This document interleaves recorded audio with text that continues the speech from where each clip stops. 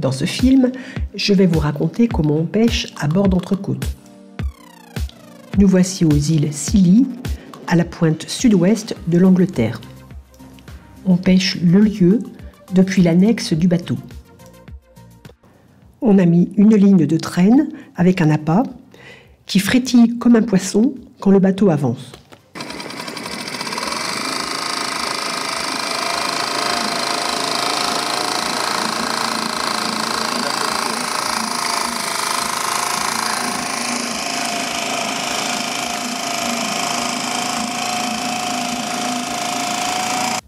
De retour au bateau, Christian nettoie les poissons.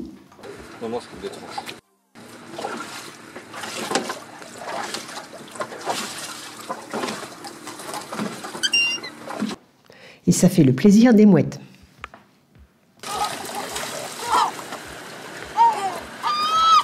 Deuxième morceau.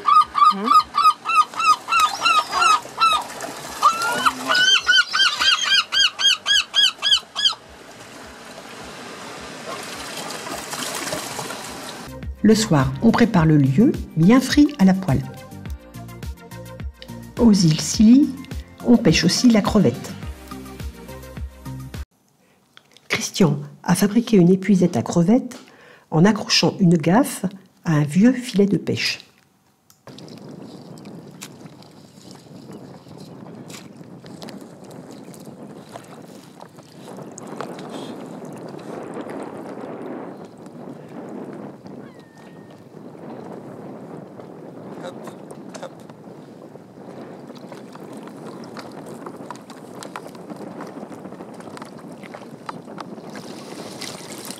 Quand on pêche les crevettes, elles sont transparentes, mais quand on les fait cuire, elles prennent une belle couleur rose.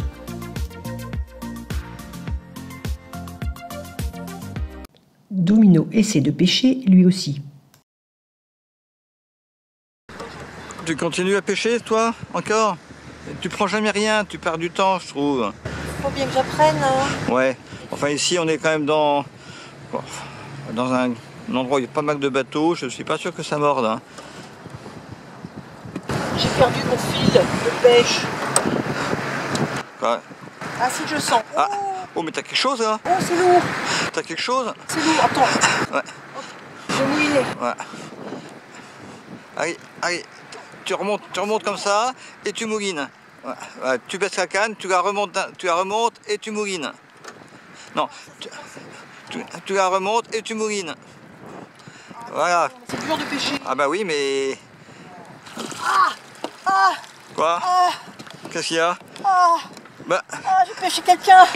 Mais c'est quoi? J'ai pêché quelqu'un. Mais t'as réussi à... C'est pas possible. Mais il n'y a que toi pour arriver à faire un truc pareil. Qu'est-ce que j'en fais de la chaussure, Christian? Je vais voir s'il y en a une deuxième. Bah attends, c'est une gauche, essaie de pêcher une droite. On sait jamais. C'est... Écoute, j'ai mis 1 heure pour pêcher celle-là, j'ai encore le droit à 1 heure. Ouais. Et même couleur, hein. Même couleur, je vais essayer de D'accord. choisir. Et puis après, tu essaieras de pêcher un poisson quand même. Nous voici en Norvège. Ce qu'on pêche le plus en Norvège, c'est le cabillaud. Le meilleur endroit pour pêcher le cabillaud, ce sont les îles Lofoten, au nord de la Norvège.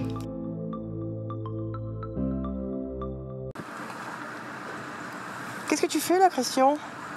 Qu'est-ce que tu fais là? Là, je suis en train de pêcher la morue. Le cabillaud. Et pourquoi tu fais... Je laisse tomber les petits hameçons au fond et je remonte d'un coup pour faire comme si le petit poisson bougeait. C'est ça qui attire les morues. Ah d'accord. Et ça marche? Bah écoute, on en a déjà pris 3 là. C'est pas grosse, mais ça marche. On peut aussi pêcher le cabillaud avec une cuillère, un appât qui imite un poisson. Pour attraper un cabillaud, on fait bouger la canne à pêche pour que le faux poisson qui est au bout de la ligne bouge. Les cabillauds croient qu'il s'agit alors d'un vrai poisson et le mangent.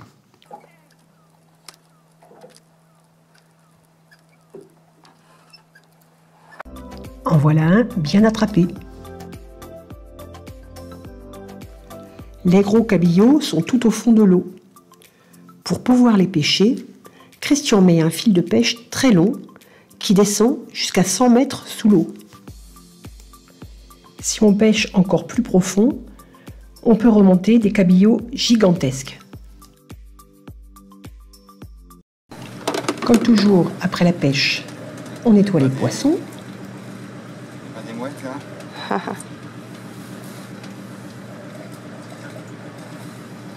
Bizarre. Et on donne à manger aux mouettes. C'est parti.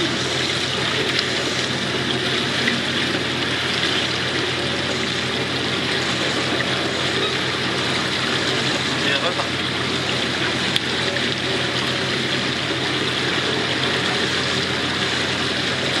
Cette fois-ci, nous avons pêché notre plus gros cabillaud. En fin de journée, nous rejoignons un petit port pour la nuit.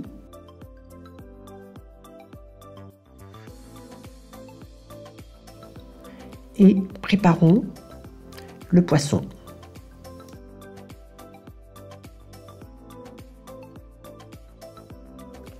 Frit à la poêle avec du riz, c'est délicieux. Mais si les cabillots sont petits, on peut les faire pocher entièrement dans l'eau. Dans tous les villages des Lofoten, on fait sécher les cabillots dehors pour les conserver. Le cabillaud change alors de nom pour s'appeler morue. Avec quelques morues et une sébaste, on sait cuisiner une soupe de poisson.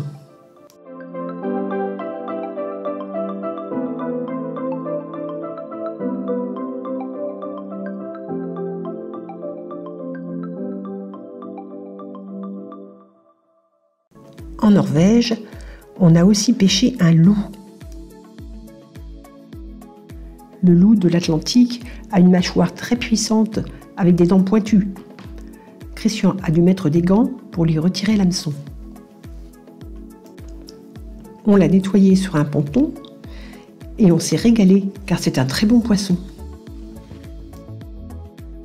Un jour, on a vu une pauvre baleine se faire harponner.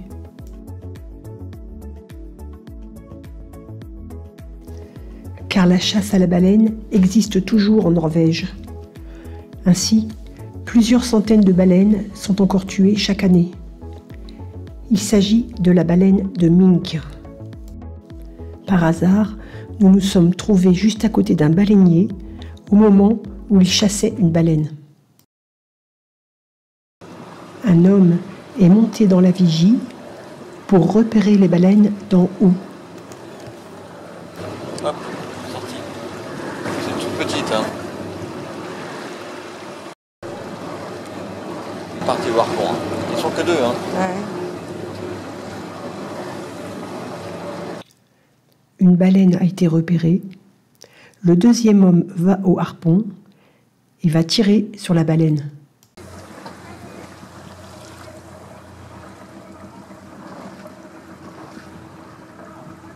Je m'entends crier. Ouais. Tiens, elle est devant. Hop, là, ils m'ont eu. Oh. Aïe, aïe, aïe, aïe, aïe.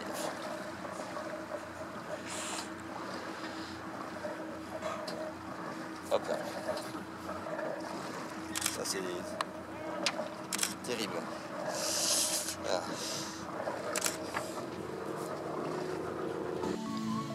Nous avons aussi pêché en Islande, principalement depuis le bateau avec une ligne de traîne. On fait traîner derrière le bateau une ligne avec plein d'hameçons.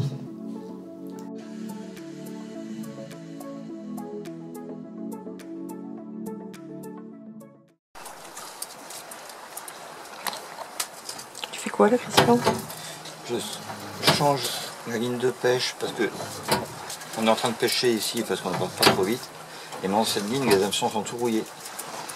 Donc ça n'accroche pas. Donc si le poisson il attrape le tétanos, parce que c'est rouillé, c'est embêtant. Il faut le soigner et tout après. Mais c'est toujours pénible à faire parce que ça a tendance quand même à bien s'emmêler tout ça. Oh là là, oui. Oh, En fait, ils sont tous accrochés. Ouais. Ils sont beaux, ils sont appétissants. Moi je serais un poisson, je craquerais tout de suite. Pour ça je vais l'attacher à la grande ligne. Donc en fait je me passe dans le petit anneau Et le problème, c'est qu'il faut tout repasser dans la boucle. Donc il faut commencer par le bout. Ça c'est l'hameçon du bout, c'est celui qui fait un peu de poids sur la ligne. Premier hameçon de ce qu'on appelle une mitraillette, c'est le nom. Deuxième hameçon. On essaie de ne pas se les mettre dans le doigt. Parce que ça, ils sont tout neufs dans cette. Il y a des crochets à chaque hameçon en fait. Tu peux en attraper combien de poissons? Hameçon, donc avec celui du fond, il y en a 4. Tu peux attraper 5 poissons à la fois. D'accord. Déjà on a attrapé un, c'est pas mal.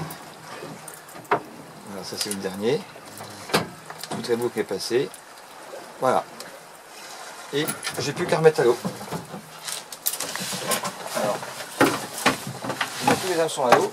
Tu veux voir comment ça fait quand c'est... Voilà. 1, 2, 3, 4, 5. D'accord, ok. Voilà. Et après, je vais faire partir ça, c'est ce qu'on appelle une planchette japonaise ou une paravane. Elle a cette forme-là, donc elle coule sous l'eau quand on avance. Et c'est un gros poisson qui tire, elle va se retourner, elle va ressortir en surface. C'est bien que si on la voit flotter derrière, et ben c'est qu'il y a un poisson. C'est qu'on a un poisson. Et maintenant, ah oui, je la vois partir. il n'y a plus qu'à attendre pour le repas. Ok. Ça y est, on a pêché un poisson. Christian rembobine la ligne de pêche. Ça tire derrière. Je crois que c'est un beau lieu. Oh oui. Oh oui, un très beau lieu.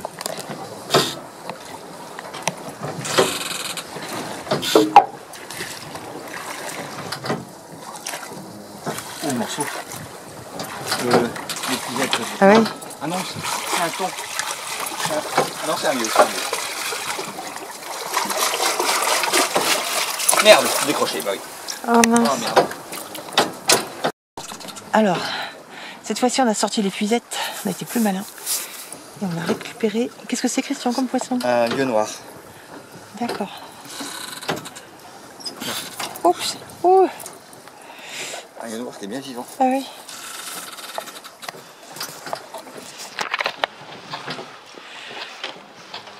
D'ailleurs, il risque pas trop de se décrocher celui-là.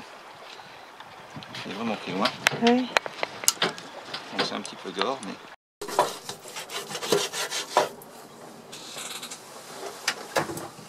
Je sens qu'il y a des mouettes qui vont se garer.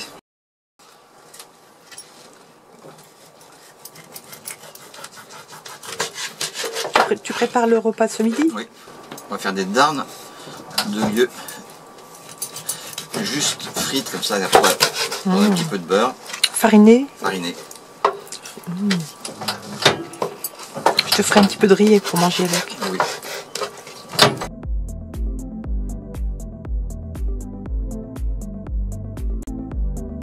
On a aussi pêché un flétan. Christian l'a pêché avec sa canne à pêche, pas sur le bateau, mais debout sur un quai au bord de l'eau.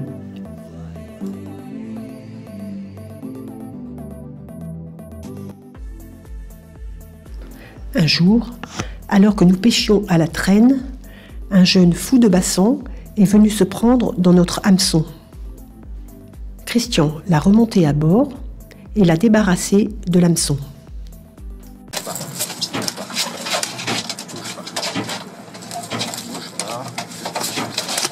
Attends.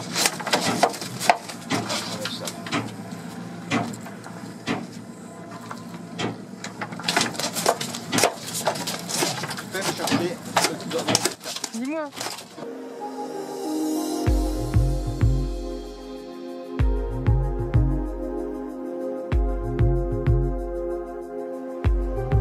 Cette fois-ci, on a pêché une bonite, une sorte de petit thon.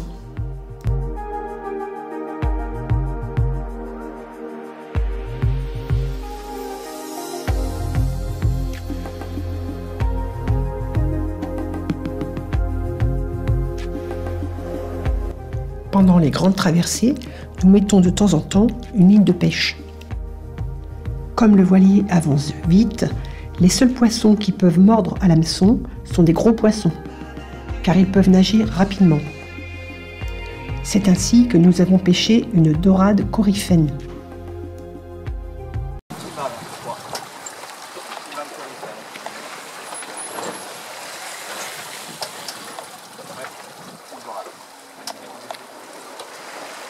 Elle est bleue. Elle est bleue et jaune. Waouh. Ah, elle est déjà belle. Elle est déjà belle. Waouh. Incroyable.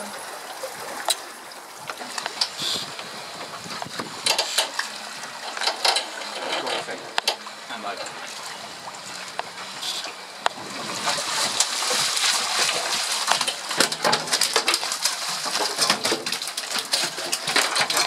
Là, elle est belle, oui. Waouh, qu'est-ce qu'on fait? Rien pour le moment. On va t'accrocher pour pas prendre la tête. Voilà.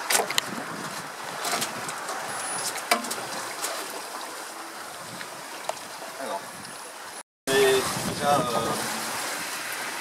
Qu'est-ce que c'est ça, Christian, que tu as filmé? dorade coryphène, je pense que c'est un mag avec un tronc bombé. Et c'est un jaune. Et ça pèse combien, ça, à peu près? 2 kilos. 2 kilos. Elle est belle, hein? Ouais. Ah oui. La dorade coryphène fait le bonheur de notre héron Tapon. Ouais. Le voleur. Ça va, oui? C'est bon? Attends, attends, d'accord. Attends, ouais. Bon.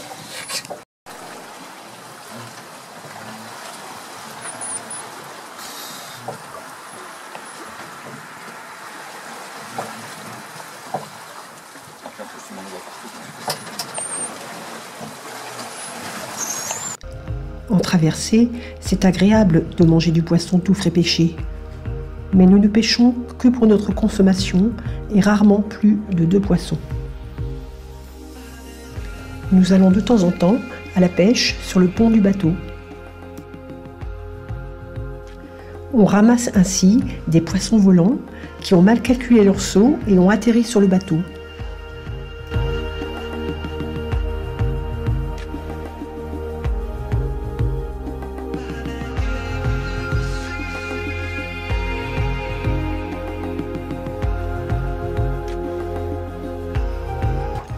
Un matin, nous avons même trouvé sur le pont des calmars qui avaient dû sauter en dehors de l'eau pour ne pas être attrapés par des prédateurs. On a essayé de les préparer et de les cuire, mais on n'en avait jamais fait et ce n'était pas bon du tout. Un jour, on a eu la surprise de voir un gros espadon accroché à notre ligne de pêche.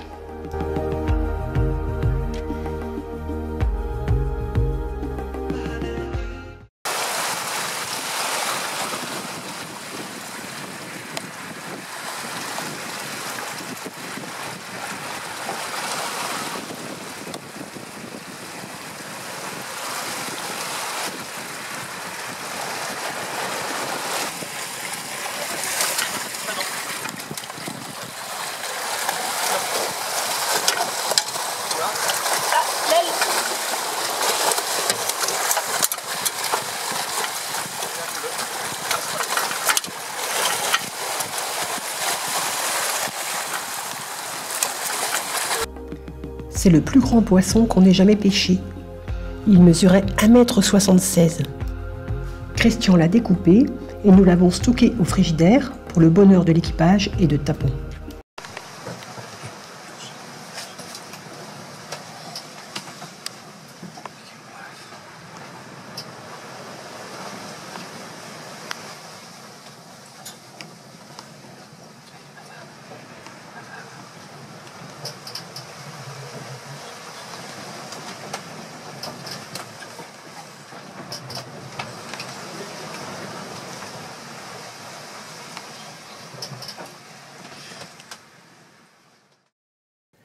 Ce film est dédié à Corentin, qui voulait savoir comment on pêche à bord, et à tous les enfants qui suivent les aventures de Lily la Mouette.